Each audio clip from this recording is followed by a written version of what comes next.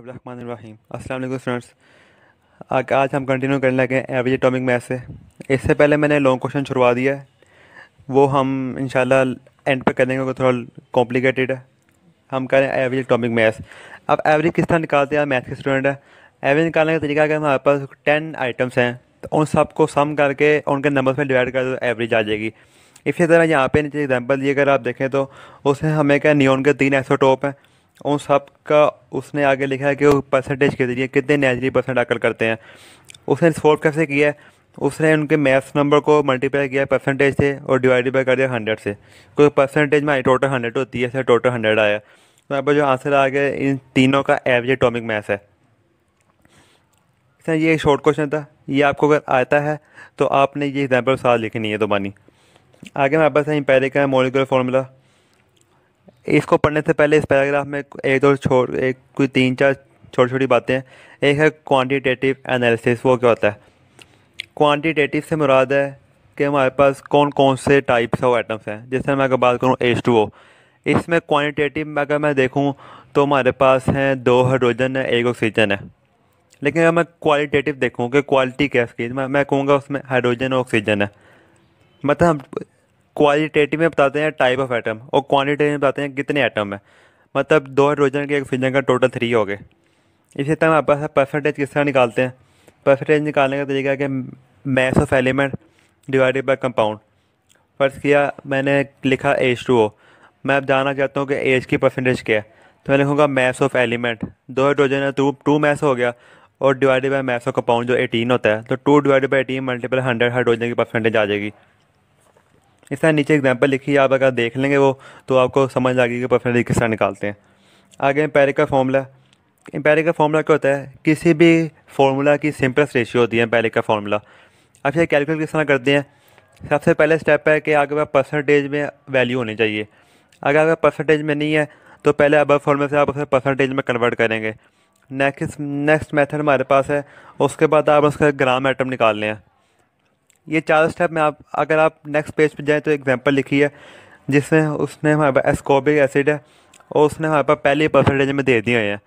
उसके बाद उसने नेक्स्ट स्टेप किया डायरेक्ट के ग्राम एटम निकाले हैं। जिस तरह अगर कार्बन के हैं तो उसकी परसेंटेज को डिवाइड किया है कार्बन के मैस से, तो उसके ग्राम एटम आ गए हैं।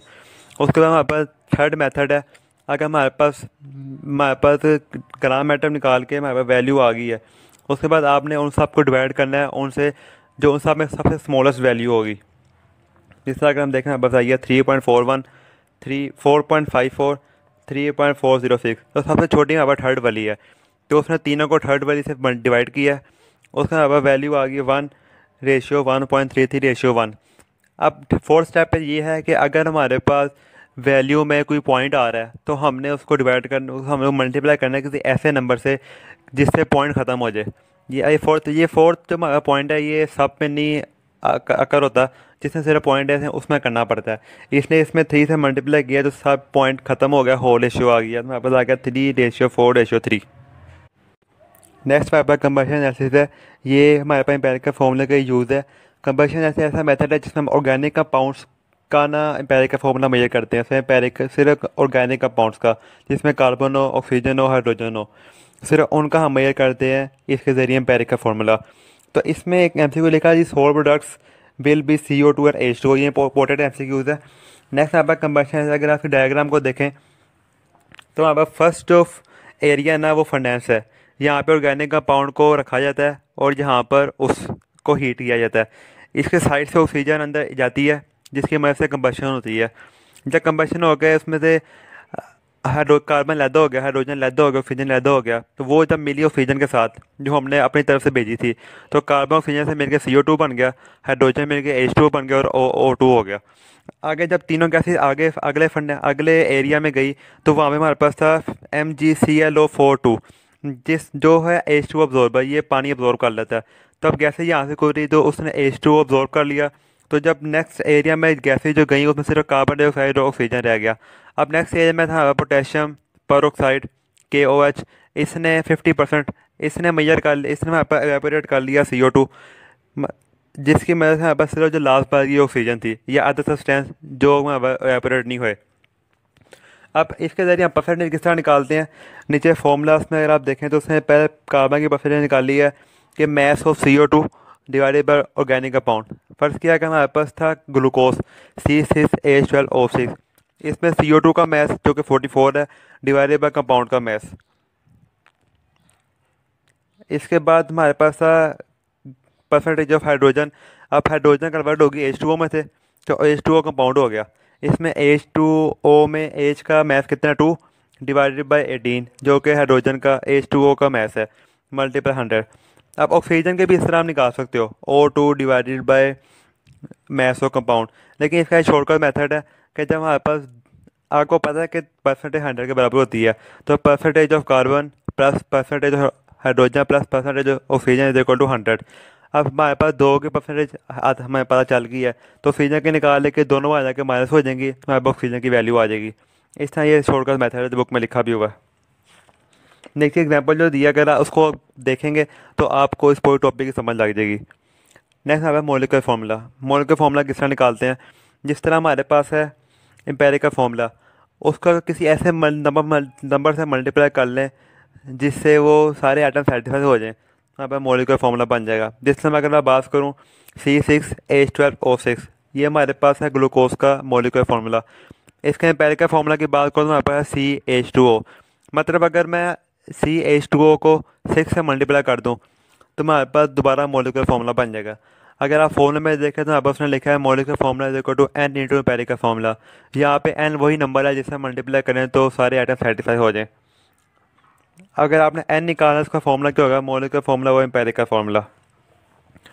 नेक्स्ट हमारे पास है concept of mole. Concept of mole में हमारे पास 3-4 शॉर्ट को डेफिनेशन हैं। एक है ग्राम एटम, ग्राम मोलिक्यूल, ग्राम फार्मूला मैथ और ग्राम आयन। ग्राम एटम क्या होता है, किसी भी एटम का मैस, एटॉमिक मैस, उसे जब हम ग्राम में कन्वर्ट कर देंगे तो वो हमारे पास ग्राम एटम हो जाएगा। इसका फॉर्मूला लिखा है mass of element in gram divided by molar mass of the element. मतलब उस पूरे एलिमेंट का कितना मैस है। नीचे एग्जांपल्स दी हुई हैं, कोई सी आप दो कर लें। इसी तरह हमारे नेक्स्ट है मैस ग्राम मोलिक्यूल।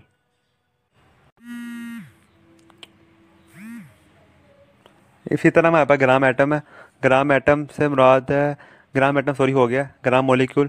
ग्राम मोलिक्यूल का मतलब है कि जब हम किसी मोलिक्यूल का मैस कन्वर्ट कर दें ग्राम में तो उसे हम कहेंगे ग्राम मोलिक्यूल। mesela हमारे पास मोलिक्यूल है CO2, उसका मैथ है 44, अगर हम ग्राम में कन्वर्ट कर दें 44 ग्राम तो हमारे पास हो जाएगा ग्राम मोलिक्यूल। इसी तरह ग्राम हमारे पास फॉर्मूला मैथ है। फॉर्मूला मैथ यूज़ होता है आयंस के लिए, मतलब साल्ट्स के लिए। ये तो हमारे पास साल्ट्स हैं, सबके लिए हम फॉर्मूला यूनिट मैथ यूज़ करते हैं। तो जब हम किसी सॉल्ट का मैथ कन्वर्ट कर देंगे ग्राम में उससे हम कहेंगे फार्मूला मैथ यूनिट। इसी तरह हमारे पास है लास्ट पे है आयनिक मैथ, जिस मतलब है किसी आयनिक स्पीशी का, जिसमें हमारे पास पॉजिटिव नेगेटिव हमने पीछे पढ़ी है आयंस Cl-OH-, इनको हम कन्वर्ट कर दे ग्राम में, इनका मैथ तो हमारे पास ये आ जाएगा आयनिक मैथ या ग्राम एटम। इसी तरह इन सब का हम अगर हम इन सब को स्टडी करें इकट्ठे, जिस तरह ग्राम एटम, ग्राम मोलिक्यूल, ग्राम फॉर्मूला मैथ, तो इन सब का सामना इक्वल आता है मोलर मैथ के, मतलब सबका इक्वल मैथ मोलर मैथ है। तो इंशाल्लाह हम आज की वीडियो में यहाँ तक हमने पढ़ा। इंशाल्लाह नेक्स्ट कुछ इंपॉर्टेंट डेफिनेशन है वो गो थ्रू करेंगे। Thank you.